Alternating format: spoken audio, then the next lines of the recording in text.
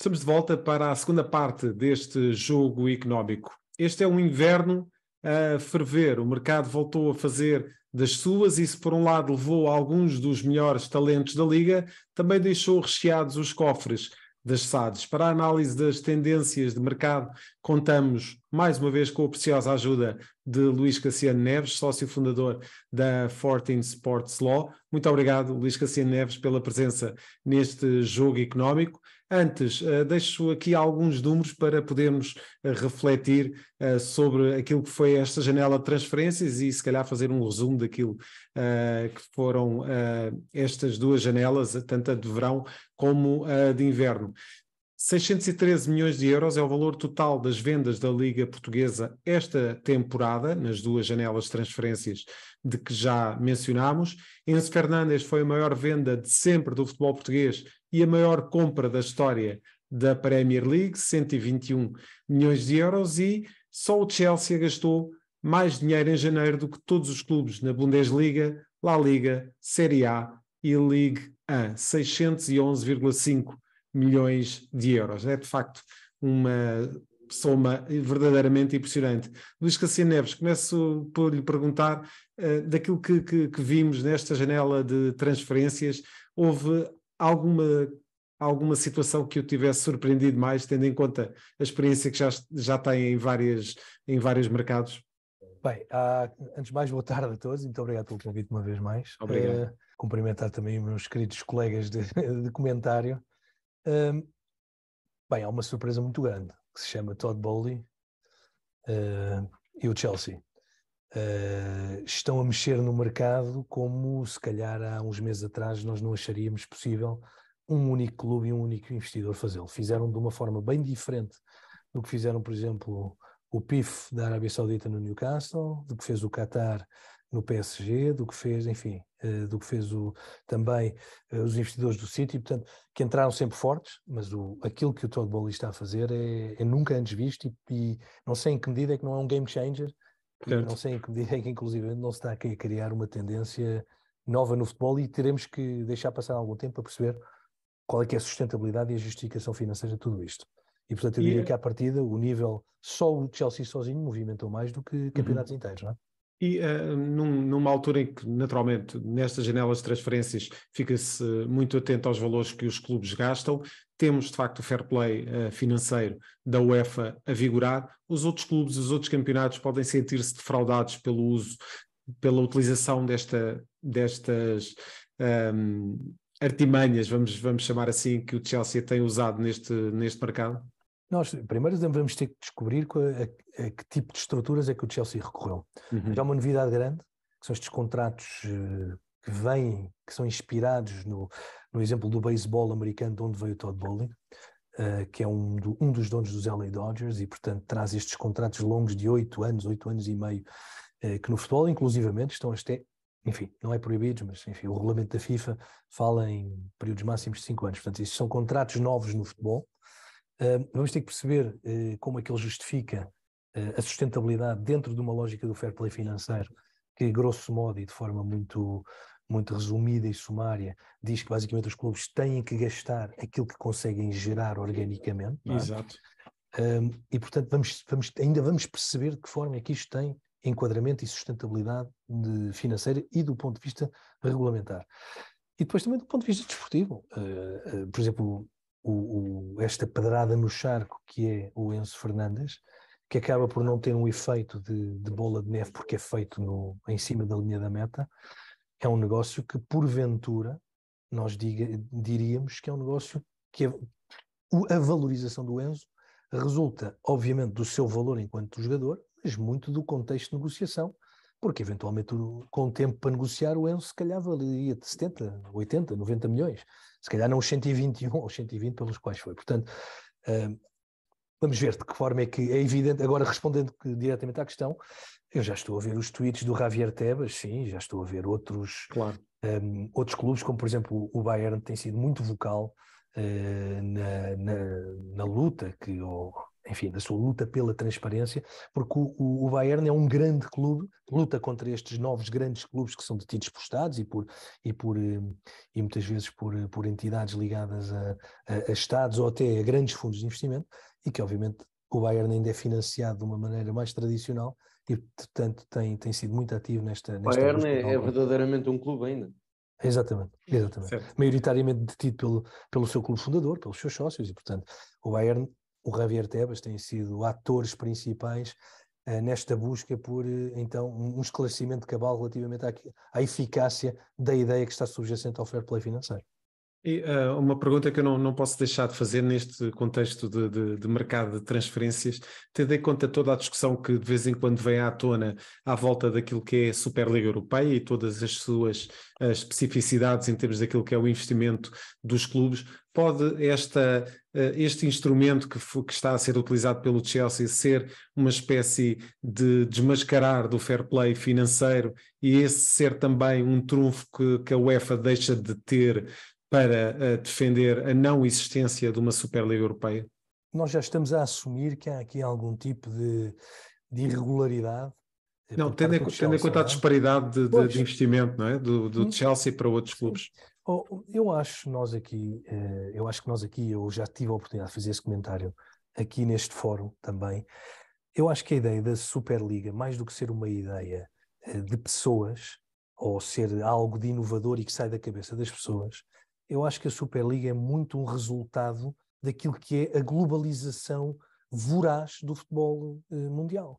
E, portanto, a partir do momento em que o futebol deixa de ser essencialmente desporto para passar a ser muito conteúdo comercial, é evidente que as pessoas procuram um modelo que dê mais confiança, mais estabilidade e maior retorno aos investidores.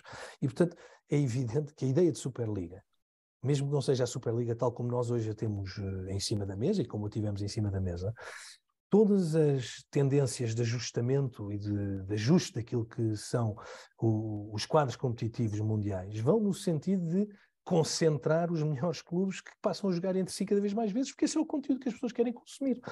No fundo, o Real Madrid deixa, ou o Benfica, ou o Porto, ou o Chelsea, deixam de se virar em termos de operação para os seus 100 mil sócios pagantes, para passarem a virar-se para os seus 5 ou 6 milhões de seguidores, que passam a ser 10 milhões de seguidores e de consumidores nas redes sociais, nas plataformas de distribuição de mídia, etc.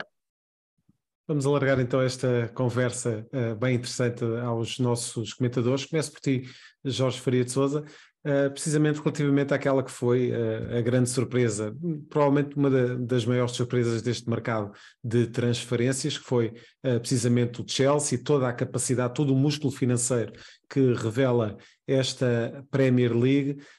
Começo por te perguntar se te surpreendeu de facto toda esta capacidade dos clubes ingleses e mais particularmente o clube londrino, neste caso o Chelsea, em ser tão magnânimo neste mercado. Bem, antes de mais cumprimentar o Luís, que interrompi há pouco. Em primeiro lugar, dizer que a Superliga Europeia já existe e chama-se Premier League. E essa é a constatação que podemos retirar quando olhamos para a movimentação de verbas e até para a dificuldade que clubes da Bundesliga, da Liga 1, da própria La Liga ou da Série A têm em reter talento. Isto já não é um problema só do futebol português. E nós, que não fazemos parte das Big Five, infelizmente, temos uma enorme dificuldade em reter talento e podemos falar sobre isso adiante, relativamente ao dia de ontem. Foi absolutamente extraordinário pelos três grandes negócios que acabaram por se efetivarem com três protagonistas de três clubes diferentes. Agora, a verdade é que mesmo a Série A, a Bundesliga, quando olhamos para o contexto do Dortmund, tem uma dificuldade enorme e tremenda em reter talento. E é, em teoria, o segundo principal clube da Bundesliga. A própria Liga e a La Liga, onde, apesar do enorme e substancial investimento que o Barcelona tem vindo a fazer, olhamos para um Real Madrid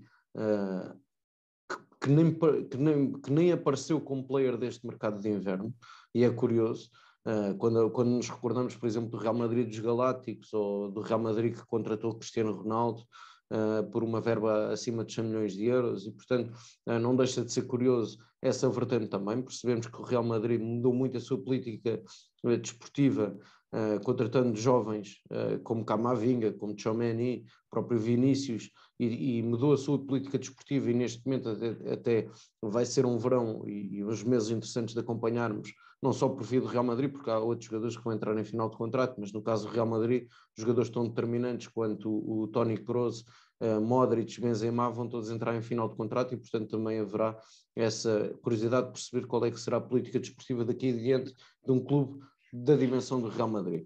Agora, relativamente ao Chelsea, para as pessoas terem uma noção, para quem nos está a ouvir, e quando o Luís falava aqui do fair play financeiro, estamos a falar de um clube que arrecadou de vendas 67, qualquer coisa como 67 milhões de euros, e movimenta 611 em termos de transferências. E portanto eu acho que isto não é a primeira vez que assistimos a clubes deste género, detidos por fundos ou por Estados, como é o caso do Paris Saint-Germain, do próprio City, a fazer injeções de marketing para cumprir o fair play financeiro. A verdade é que nunca tínhamos assistido, como o Luís dizia, contratos de 8 anos. Estamos a falar, 2 transferências apenas ficariam significativamente, num valor significativamente superior àquilo que foi o encaixe de receita do Chelsea. O Chelsea tem uma receita, como eu dizia há pouco, 67 milhões de euros, e só as transferências de Enzo Fernandes e de Modric atinge os 200 milhões de euros, e portanto alguma coisa aqui está errada. 2 jogadores que curiosamente assinam 2 contratos válidos por 8 temporadas, e estamos a falar do mesmo clube que perdeu ainda Rudiger, Christensen em final de contrato no verão. Portanto, tudo isto parece-me absolutamente estranho, e obviamente eu acho que a FIFA e a UEFA têm que ter um papel fortemente fiscalizador, porque quando olhamos até mesmo para a Liga Europa, aquilo que vimos acontecer na época em que André Vilas-Boas com o Porto vence uma competição europeia, e de resto a última competição europeia que um clube português vence, onde tivemos 3 equipas na meia-final, 3 equipas portuguesas na meia-final, não deixa de ser curioso percebermos que capacidade é que os clubes portugueses podem vir a ter nas competições europeias. Eu já nem falo da Liga dos Campeões, porque acho que daí vencermos uma Liga dos Campeões será cada vez mais difícil quando olhamos para este contexto da Premier League, quanto mais uma Liga Europa. Nuno Vinha, no rescaldo daquilo que foi o fecho da janela de transferências de inverno, hoje podia-se ler no The Guardian um analista a deixar aqui alguns alertas aos clubes ingleses, sobretudo sobre a necessidade, naturalmente, de equilibrarem as contas, mas também de fomentar um sistema de distribuição de receitas. Este é um período de grande fulosidade financeira em Inglaterra, mas acreditas que a médio e longo prazo pode transformar-se num problema? E da apreensão em Inglaterra, eu recordo só, as notícias dizem-nos isso, há uma grande apreensão entre a sociedade britânica sobre o Brexit neste momento, as consequências reais, exatamente, efetivas e cada vez mais visíveis daquilo que foi a decisão política de sair da União Europeia, estão-se a tornar cada vez mais evidentes para a população, com efeitos cada vez mais fortes e mais impactantes na sociedade inglesa e britânica, e portanto veremos como é que vai ser a tolerância do cidadão britânico para os tempos que aí vêm, especialmente neste ano de 2023, com aquilo que se apresenta como perspectiva futura para o crescimento da economia, ou para o não crescimento da economia, ou eventualmente na recessão. Veremos como é que isso processa, veremos qual é que será o grau de crispação na sociedade britânica à conta disso, e o futebol também, obviamente, terá alguma influência, visto que é uma coisa profundamente enraizada na sociedade britânica. E deixa-me só complementar, Nuno, peço desculpa interromper-te o raciocínio. Entre as 7 economias mais industrializadas do mundo, o Reino Unido é a única que não irá crescer em 2023, à partida. Certo, mas também, enfim, também tem as suas características próprias, podem brincar com a moeda, que é coisa que outras na União Europeia não podem, e portanto eles nunca aderiram à zona euro, mantêm a Libra, podem brincar um bocadinho com isso. Essa margem de manobra. E o Banco de Inglaterra fez o seu próprio caminho, o seu próprio percurso, talvez até mais rápido do que o Banco Central Europeu da senhora Lagarde. Mas enfim, há aqui uma coisa em relação ao Jorge e o que disse o Luís, que eu tenho algumas dúvidas. Eu não sei contabilisticamente como é que o Chelsea vai registrar aquilo, mas quando eu ouço dizer que o Chelsea gastou 600 milhões de euros, na verdade o Chelsea até pode ter anunciado que esse é o valor total e global do contrato, 121 milhões de euros pelo Enzo, mas a verdade é que vai parcelar e vai amortizar ao longo de vários anos esse valor. Um dos indicadores de fair play da FIFA é precisamente um rácio, que é o rácio entre os gastos com pessoal e as receitas operacionais. E, portanto, se nós estivéssemos a falar do contrato do Cristiano Ronaldo, em que ele vai receber 200 milhões de euros em salários na Arábia Saudita, enfim, isso entra diretamente naquilo que são os gastos com pessoal. Diretamente. Eu não sei qual é que vai ser o salário do Enzo Fernandes no Chelsea, não sei, mas o rácio, por exemplo, um rácio equilibrado para a FIFA é um rácio de 70, em que, ou seja, as receitas operacionais representam, não é? Ou melhor, em que os gastos representam 70% das receitas operacionais de um clube. Eu não faço a mínima ideia neste momento. Acho que é uma coisa interessante de ver, olhar para as contas do Chelsea, que devem ser publicadas, devem ser visíveis, devem ter em alguma medida o mesmo nível de transparência que têm os dos clubes portugueses, porque obviamente devem ter obrigações também, não sei se estão cotados, mas devem ter pelo menos obrigações, o que significa que têm que fazer algum reporte a investidores nos respectivos mercados, e portanto eu gostava de saber como é que isso está registado. Mas eu percebo, pelo que li do Guardian também, estavas a falar há bocadinho do artigo do Guardian, que a UEFA não vai mais permitir esta zona cinzenta na sua regulamentação no próximo verão. E, portanto, é óbvio que o Chelsea o que quer que tinha de fazer para reforçar, segundo estas novas regras, não estas novas regras, mas este novo método de parcelar, de amortizar ao longo de 8 anos, etc., tinha que o fazer agora. Ou fazia agora, ou no verão não ia ter hipótese de o fazer. Sim. Aliás, desculpa interromper, é curioso, aliás, que o Chelsea, se olharmos para as transferências que tem vindo a fazer, são todos jogadores jovens de enorme potencial, e portanto o Chelsea está a pagar o potencial, está a investir por 8 anos, está a investir por 8 anos. Este Chelsea não é para velhos, não é? Nem toda a gente pode ter Benzema na equipa, o Benzema é que aguenta. Mas enfim, é para 8 anos. Em relação a outro ponto, que é o ponto que eu achava também que gostaria de falar sobre isso com o Luís, que é a questão de clubes como o Bayern de Munique, como o Real, etc., enfim, podem vir a contestar aquilo que o Chelsea está a fazer. Eu só recordar uma coisa, em relação a esta novela do verão e ao menino bonito das transferências que foi o Enzo Fernandes, por acaso acaba por tocar em Portugal. Eu não vi leilões. Eu não vi os outros clubes, não vi o Bayern de Munique e o Real Madrid a baterem à porta a dizer eu também quero fazer um bid pelo jogador. Não, eu vi um clube extremamente interessado no jogador, ao ponto de ter proposto um valor, depois voltou abaixo, depois voltou acima, depois há esta nova moda do verão que é faltar aos treinos. E a mesma coisa com o Porro também, não é, Nuno? Exatamente. E o Tottenham também tentou fracionar e parcelar. Também esteve sozinho nessa guerra. Não foi guerra? Sim, mas de qualquer maneira, eu não vi os outros grandes clubes europeus que têm o seu plano, não os vi a fazer bids pelo jogador. Portanto, agora, quer dizer, o que é que tem a dizer sobre as decisões do Chelsea ou sobre as decisões de outros clubes? Mas, de qualquer maneira, eu acredito, ainda assim, só para terminar, que a UEFA e a FIFA têm que estar atentos a tudo isto, têm que estar atentos a este fosso cada vez maior de capacidade. Cada vez maior de oportunidade. Sim. Ficamos só com 2 minutos para falar daquilo que foi o impacto na Liga Portuguesa, destas 3 vendas. Luís ia abordar precisamente essa situação relativamente àquilo que foi, de facto, uma compra verdadeiramente astronómica por parte do Chelsea. Levou o Enzo Fernandes, fez de Enzo Fernandes a maior venda de sempre do futebol português e a maior compra da história da Premier League, de qualquer clube da Premier League. Temos também a venda de Pedro Porro por um valor considerável, tendo em conta a posição do jogador, e não esquecer Vitinha, 32 milhões de euros. Como é que viu este mercado de transferências para Portugal? Foi, de facto, um mercado interessante para os clubes portugueses?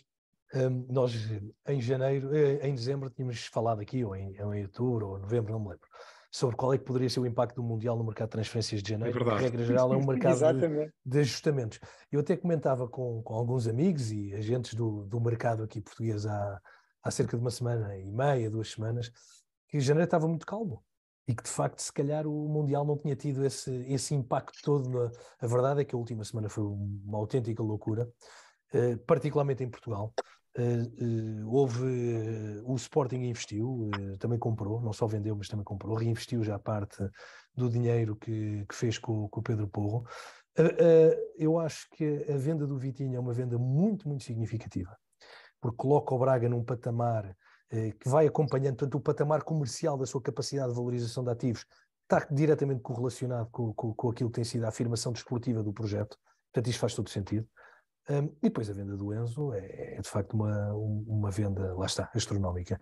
Acho que não é a maior de sempre Portugal, porque acho que ainda assim ficou abaixo do do Félix, 127 milhões. Mas, por exemplo, só com o Celon que o River Plate faz e tem direito agora a receber do Benfica, só com o direito a que eles têm de percentagem nesta venda, o River Plate faz a sua maior venda, ultrapassa, portanto o Enzo passa o Javier Saviola. E isso também é o valor de um Vitinha. É o valor de um Vitinha.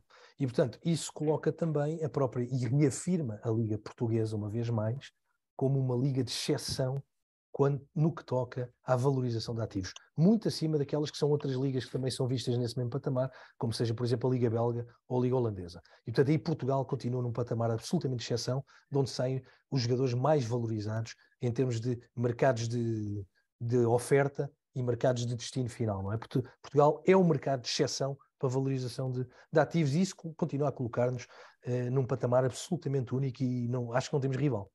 Muito bem. Luís Cassiano Neves, muito obrigado pela presença neste Jogo Económico, e está convidado sempre para poder voltar para falar destes e outros temas. Mais uma vez, muito obrigado. Vamos para a terceira parte do Jogo Económico e para as escolhas dos nossos comentadores. Até já a seguir.